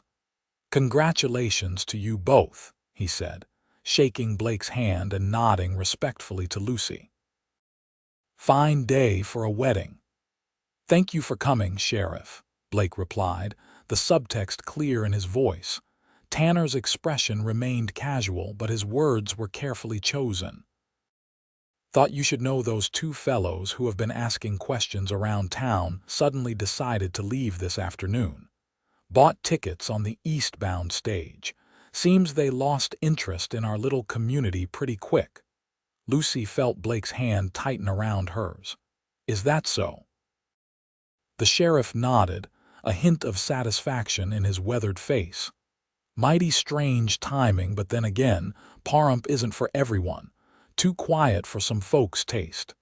He adjusted his hat. "By the way, I'll be riding past your place regularly for the next few weeks. Got some concerns about cattle rustlers in the area. Nothing to worry about, just keeping an eye out." "We appreciate your diligence, Sheriff," Lucy said warmly, understanding the offer of protection behind his words. As they rode home in the wagon under a canopy of brilliant stars, Blake seemed lost in thought. Lucy waited patiently, knowing he would speak when ready. "They'll report back to Blackburn," he said finally. "Tell him I've established myself here, married a local woman, have the support of the community and law enforcement." "Yes," Lucy agreed. "They will, and then," Lucy considered the question, "then Blackburn has a choice. He can accept that you've built a new life beyond his reach, or he can escalate, send more men, make more threats." Blake nodded slowly. "If he chooses the latter, he risks exposure. The farther he reaches from his power base in Colorado, the more vulnerable his actions become to legal scrutiny. "So perhaps this is the end of it," Lucy suggested hopefully. "A man like Blackburn might prefer to believe you're suffering in obscurity rather than thriving in a new life." "Perhaps," Blake agreed, though his tone suggested he wasn't entirely convinced. "But whatever comes next, we're prepared." He glanced at her, his expression softening in the moonlight. "Mrs. Xavier." The name, spoken for the first time since their ceremony, sent a pleasant shiver through Lucy. "It may take some getting used to," she admitted with a smile. "We have time," Blake replied, his arm circling her waist as the wagon rounded the final bend toward their farm. A lifetime, in fact. As their home came into view, peaceful under the star-filled sky, Lucy felt a surge of gratitude for the strange twists of fate that had brought them to this moment. From her devastating illness to Blake's timely appearance, from drought to healing, from threats to promises, every challenge had ultimately strengthened their bond rather than weakening it. "Home," she said softly, leaning into her husband's embrace. "Home," Blake echoed, the word holding all the promise of their future together. The winter of 1878-1879 passed with no further sign of Blackburn's influence. As snow blanketed the fields and frost etched delicate patterns on the window panes, Blake and Lucy settled into the rhythms of married life with a naturalness that surprised them both. The small farmhouse, once a place of lonely struggle for Lucy, became a haven of warmth and shared purpose. They used the quiet winter months to plan for spring planting, with Blake's experience and Lucy's knowledge of the local growing conditions combining to create ambitious but achievable goals. They would expand the corn production, add more vegetables for the growing market in town, and Blake had plans for a small orchard on the western slope, an investment in our future, he'd explained. "Those trees won't bear significant fruit for years, but when they do, they'll provide for us well into old age." Old age together, the concept filled Lucy with quiet joy. After losing Thomas so suddenly, she had never dared imagine growing old with someone again. Now, watching Blake sketch plans for the orchard layout by lamplight, his brow furrowed in concentration, she allowed herself to envision the years ahead. Children perhaps, the farm expanding, their partnership deepening with each passing season. The subject of children had arisen naturally one evening as they lay together in the darkness of their bedroom, the December wind howling outside. "I lost a child once," Lucy had confessed, her voice barely audible. "After Thomas and I first arrived here, a little boy, born too early. He lived only a few hours." Blake had gathered her closer, his hand gentle on her hair. "I'm sorry, Lucy, I didn't know. I never spoke of it," she'd replied. "It was too painful. For a long time I thought perhaps that was why we never conceived again, that my grief had somehow closed that door." "And now?" Blake had asked cautiously. Lucy had shifted to look up at him, finding his eyes in the dim light. "Now I think perhaps life gives second chances in unexpected ways. If we are blessed with children, I would welcome them with all my heart. If not, then we will still have created something lasting together." Blake's kiss had been tender, full of unspoken understanding. "Either way, we're already a family," he'd murmured against her lips. "Everything else is grace." As winter gave way to the first tentative signs of spring, Lucy found herself watching for those signs of grace. Her monthly courses, once reliable as the moon itself, failed to appear in February, then again in March. She said nothing to Blake, not wanting to raise hopes that might prove false, but she noted other changes: a new sensitivity to certain smells, a persistent tiredness in the afternoons, a fullness in her breasts. By early April, as the first green shoots were emerging in their fields, Lucy was certain enough to share her suspicion with Blake. They were in the newly planted orchard, staking young apple and pear saplings against the spring winds, when she decided the moment had come. "Blake," she began, securing a piece of twine around a slender trunk. "Do you remember our conversation this winter about children?" He glanced up from his work, something in her tone catching his attention. "Of course." Lucy met his gaze steadily, a small smile playing at her lips. "I believe that grace you mentioned has found us sooner than expected." Blake's expression shifted from confusion to dawning comprehension. "Lucy, are you saying—" "I'm with child," she confirmed softly. "Due in late October by my calculation." The sapling Blake had been staking was instantly forgotten as he crossed to her, his hands gently cupping her face. "Are you certain?" Lucy nodded, her eyes bright with unshed tears of happiness. "As certain as one can be at this stage. All the signs are there." Blake's smile was radiant, transforming his usually composed features. "A child," he whispered, his hand moving reverently to rest against her still flat abdomen. "Our child." The wonder in his voice matched the feeling in Lucy's heart. After so much loss and struggle, this new life represented hope in its purest form, the physical embodiment of their love and commitment to building a future together. Blake knelt suddenly, pressing a gentle kiss to her stomach through the fabric of her dress. "Hello, little one," he murmured. "Your mother and I are very pleased to meet you, though I suppose it will be some months before we truly do." Lucy laughed, running her fingers through his hair. "You'll be an excellent father," she said with certainty. "You have the patience and strength a child needs to feel secure." Blake rose, drawing her into a careful embrace. "And you will be the most wonderful mother," he replied. "Our child is fortunate indeed to have you." As they returned to their work, completing the staking of the young orchard that would one day shade their growing family, Lucy felt a sense of completion she had never experienced before. The farm that had once been merely her livelihood had transformed into a true home, a place where new life could flourish and old wounds could finally heal. The months that followed were busy ones. Spring planting demanded their full attention, though Blake insisted that Lucy avoid the more strenuous tasks as her pregnancy progressed. Their caution regarding Blackburn gradually eased as weeks, then months passed with no further indication of trouble from Colorado. By summer, their vigilance had relaxed enough that Blake occasionally traveled to Carson City, alone, to arrange the sale of their coming harvest, leaving Lucy in the capable company of their neighbor's wife for a day or two at a time.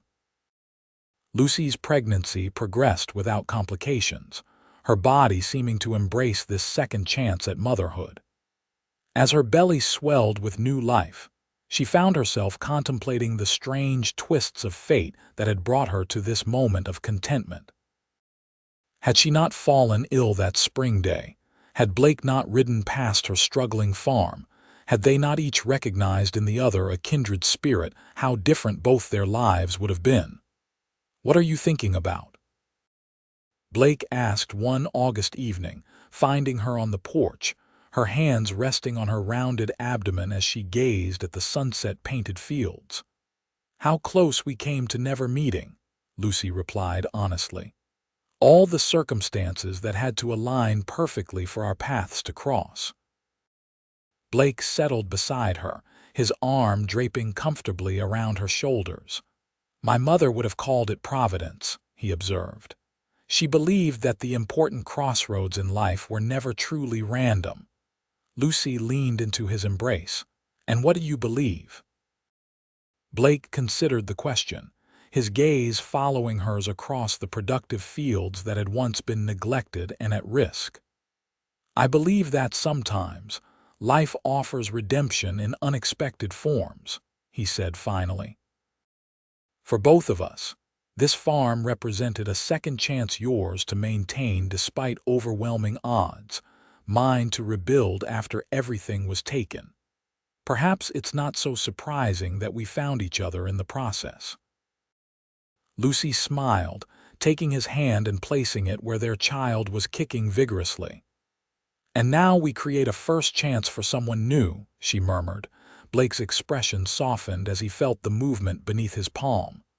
"Strong already," he noted with pride. "Like his mother." "Or her father," Lucy countered with a smile. They had deliberately chosen not to speculate much about whether the child would be a boy or girl, agreeing that health was their only true concern. But occasionally, as now, they allowed themselves to imagine the possibilities: a son with Blake's height and Lucy's determined spirit, or a daughter with Lucy's grace and Blake's steady strength. "Either way," Blake said, echoing her thoughts, "this child will know how much they were wanted, how much they were loved from the very beginning." Lucy nodded, thinking of her first child who had never had the chance to know such love beyond those few precious hours. This time would be different.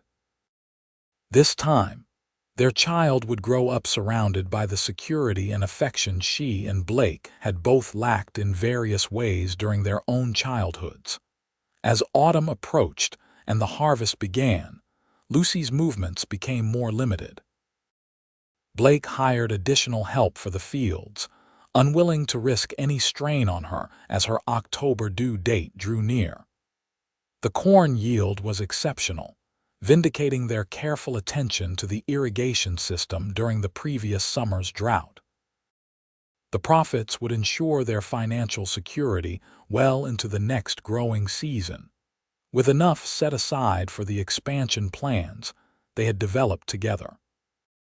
It was during the final days of the corn harvest, as October painted the landscape in russet and gold, that Lucy felt the first contractions. She had been preparing the noon meal for Blake, and the two farmhands helping with the harvest when the initial tightening sensation gripped her lower back and abdomen. Having experienced labor once before, albeit prematurely, she recognized the signs immediately. When Blake came in for the midday meal, she calmly informed him that their child would likely arrive before nightfall. His reaction, a moment of stunned silence followed by controlled, efficient action, confirmed Lucy's belief in his readiness for fatherhood. Within an hour, one of the farmhands had been dispatched to town to fetch Dr. Williams and the midwife, while the other was sent to inform their neighbor's wife, who had agreed to assist during the birth. Blake himself transformed their bedroom into a birthing chamber, following Lucy's calm instructions with remarkable composure, despite the anxiety she knew he must be feeling. "You're very collected for a man about to become a father for the first time," Lucy observed as another contraction subsided, leaving her momentarily more comfortable. Blake smiled wryly, wiping her brow with a cool cloth. "Outwardly, perhaps. Inside, I'm as terrified as a greenhorn facing his first stampede." Lucy laughed despite her discomfort. "At least you admit it. Thomas fainted dead away when my pains began with our first child, struck his head on the table on the way down and needed stitches before I even entered serious labor." Blake's expression softened at this rare mention of her first husband. "He loved you very much," he said simply. "Yes," Lucy agreed, touched by Blake's understanding. "He did, just as you do in your own way. Different men, different loves," Blake acknowledged without jealousy, "but both real." The arrival of Mrs. Johnson, followed shortly by Dr. Williams and the midwife, shifted their focus entirely to the imminent birth. Blake was firmly but kindly banished to the kitchen, where he paced and occasionally chopped wood with unnecessary vigor to channel his nervous energy. The labor progressed steadily through the afternoon and into the evening. Each time he was permitted to briefly enter the bedroom, Blake found Lucy tired but determined, her strength and focus unwavering despite the increasing intensity of her contractions. "She's doing remarkably well," Dr. Williams assured him during one such visit. Everything is progressing normally. First births often take considerable time. This isn't her first, Blake corrected quietly, ensuring Lucy couldn't overhear. She lost a child years ago, born too early. The doctor nodded, understanding. I'm aware of her history, but medically speaking, this is effectively a first full-term delivery. Her body is doing exactly what it should. As night fell, the labor intensified. Blake's pacing became more agitated as Lucy's occasional cries reached him through the closed door. When Mrs.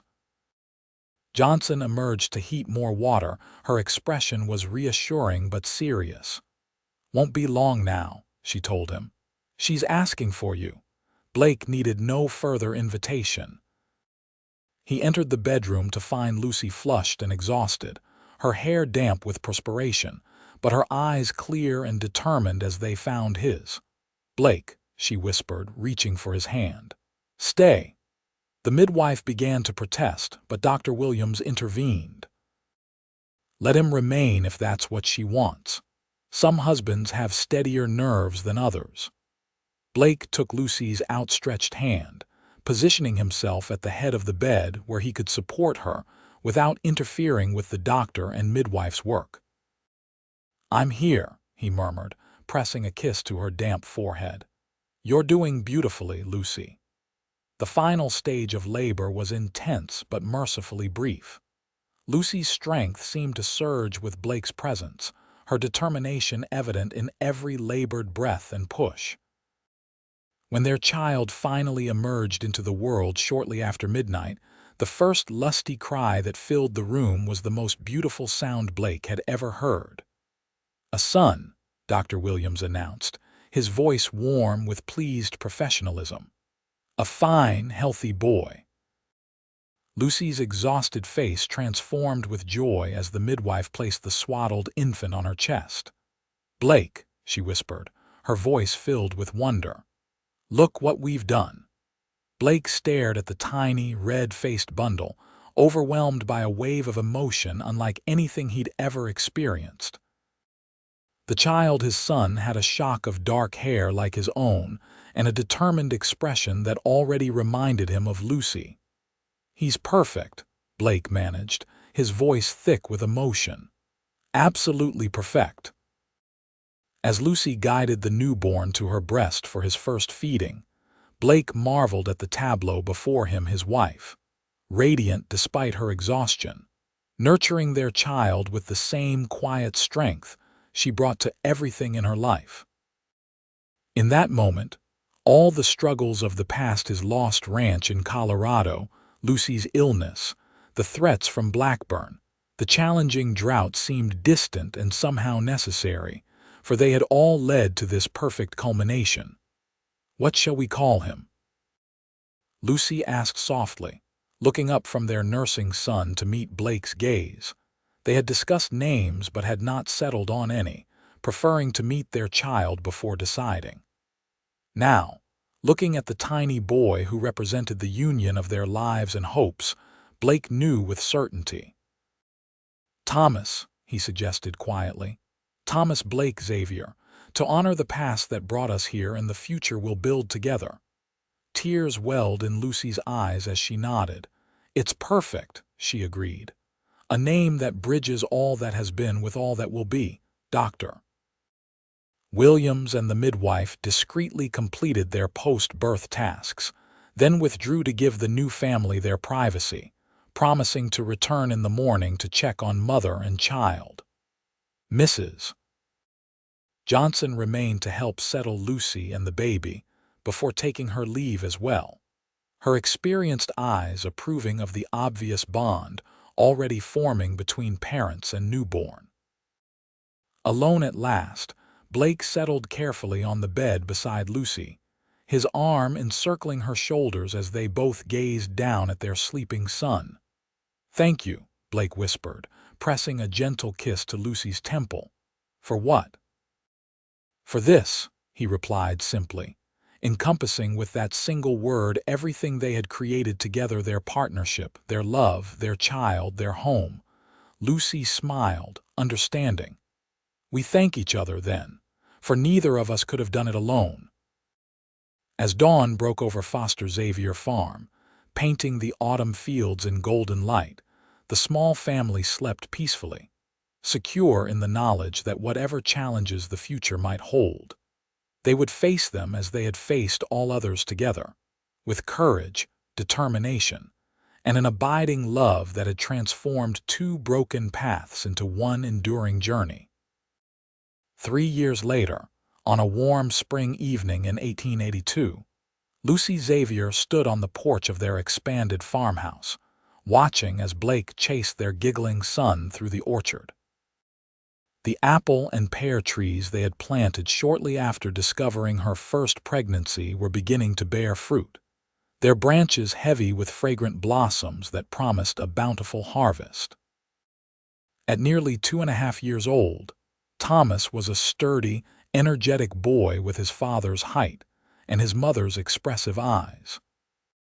His delighted squeals carried easily across the property, as Blake pretended to be unable to catch him, dramatically stumbling and falling just as the toddler darted behind another tree. Lucy smiled, one hand resting on her growing belly where their second child had been making its presence known with increasingly vigorous movements over the past several months. This pregnancy had been even smoother than her first, perhaps because the farm was now so well established that she could delegate many of the more strenuous tasks to their small but reliable staff, 2 permanent farmhands who lived in the expanded bunkhouse near the barn, and a local girl who helped with household chores 3 days a week. The Foster Xavier farm had flourished beyond their most optimistic projections. The irrigation improvements Blake had implemented had allowed them to expand their cultivated acreage by nearly 40%.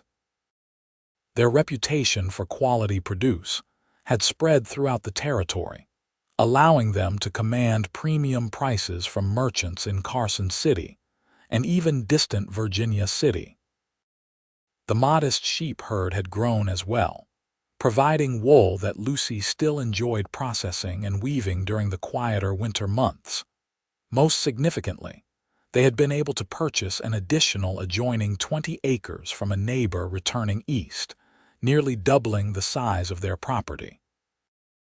This expansion had enabled Blake to realize a dream he had carried since losing his Colorado ranch, raising a small herd of carefully selected cattle, focusing on quality breeding stock rather than quantity. The only shadow that had occasionally darkened their prosperity had come, as expected, from James Blackburn. 2 years after their marriage, as their success became evident, the Colorado rancher had made a final attempt to disrupt Blake's new life. A lawyer had arrived from Denver with papers claiming Blake still owed debts in Colorado that gave Blackburn a legitimate claim against his Nevada property. Sheriff Tanner, who had become a friend as well as an ally, had been present when the lawyer presented these documents. His sardonic question, "And why would a man of Mr. Blackburn's means pursue such a relatively small debt across state lines after so many years?" had highlighted the transparent vindictiveness of the claim. Judge Wilson, reviewing the case in his Carson City courtroom, had been even more direct. "The statute of limitations on such claims has expired," he had informed Blackburn's representative. Furthermore, these documents appear to have been created well after Mr. Xavier left Colorado, with no evidence they were ever properly served or acknowledged. This court finds no merit in Mr. Blackburn's petition and considers this matter closed. The lawyer had returned to Colorado empty-handed, and they had heard nothing further from Blackburn. Blake had later received word through Catherine's brother that the old rancher had suffered a debilitating stroke, leaving him confined to his home, and his once tight control of the county significantly diminished. Poetic justice has its own timeline, Blake had observed when sharing this news with Lucy. Though I wouldn't wish such an end on anyone, not even him. Lucy's reflections were interrupted as Blake approached the porch, a breathless Thomas riding on his shoulders. "This young man claims he's hungry enough to eat an entire chicken by himself," Blake announced, lifting the boy down. "I tried to tell him that's impossible for someone his size, but he insists." Thomas nodded emphatically. "I'm very hungry, Mama, very, very hungry." Lucy laughed, ruffling her son's dark hair. "Well, I don't have a whole chicken, but I do have fresh bread, cheese, and apple preserves. Will that suffice for now?" Thomas considered this offer with comical seriousness before nodding his agreement. "And milk too." "And milk too," Lucy confirmed. "Go wash your hands at the pump, and by the time you're done, I'll have it ready." As the boy scampered off to the water pump near the kitchen door, Blake stepped closer to Lucy, his hand naturally finding the curve of her belly. "How are you feeling? You've been standing quite a while." "I'm fine," Lucy assured him, covering his hand with her own. "Your daughter has been practicing her dancing, but otherwise, all is well." Blake's eyebrow rose at her certainty of the baby's gender. "Daughter, is it? Have you developed the ability to see through skin and bone since this morning?" Lucy smiled mysteriously. "A mother knows these things. Besides, it's time for a girl to join this family. The men are becoming outnumbered." Blake laughed, pulling her gently into his arms. "Far be it from me to argue with maternal intuition. A daughter would be wonderful, especially one with her mother's beauty and determination. And her father's kindness," Lucy added softly, stretching up to kiss him briefly. Their moment was interrupted by Thomas's return, his hands dripping despite his efforts to dry them on his shirt. "Hands clean, Mama. I'm ready for bread now." As they settled around the kitchen table for their afternoon snack, Lucy found herself marveling yet again at the fullness of their life together. From those first desperate days of her illness, when she had feared losing everything, to this moment of simple domestic happiness, the journey had been neither straight nor easy, but every step had led them here. Blake caught her contemplative gaze across the table and smiled, understanding without words the direction of her thoughts. It was one of the countless small miracles of their partnership, this ability to read each other, to communicate in glances what might take others many words to express. "I was thinking," Blake said, as Thomas concentrated on spreading preserves on his bread, "that we might invite the Johnsons and Dr. Williams for Sunday dinner next week, to celebrate the orchard's first proper blooming."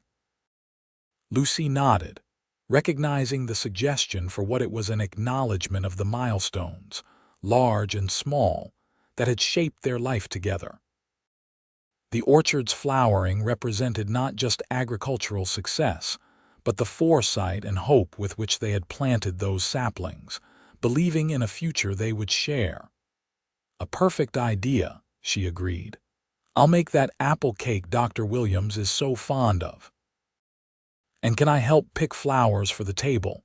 Thomas asked, his face serious with the importance of potential responsibility. "Absolutely," Blake assured him. "In fact, I'm counting on you to find the very best ones."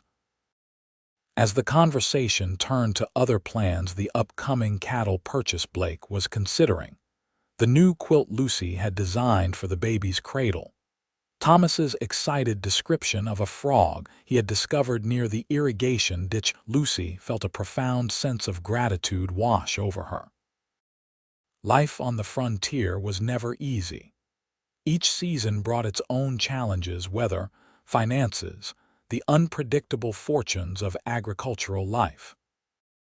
Yet within those constants of uncertainty, she and Blake had created something precious and enduring. A family bound by love rather than merely circumstance, a partnership founded on mutual respect and shared purpose, a home where past wounds could heal and future dreams could flourish. When she had stood at that well 3 years ago, too weak from illness to draw water, Lucy could never have imagined that the tall stranger who appeared would become the cornerstone of her rebuilt life. Nor could Blake, drifting without direction after losing everything, have foreseen that a struggling widow's farm would become the foundation for reclaiming all he had lost and gaining even more. Yet here they were, their separate stories woven into a single narrative more beautiful and complex than either could have created alone. And as Lucy watched her husband and son planning their flower-gathering expedition with exaggerated seriousness, she knew with absolute certainty that this family, this land, this love was exactly where she was meant to be. The weak and ailing woman at the well had become the strong heart of a thriving farm and family. The wandering cowboy had found his true home in the fields he had once worked simply for shelter.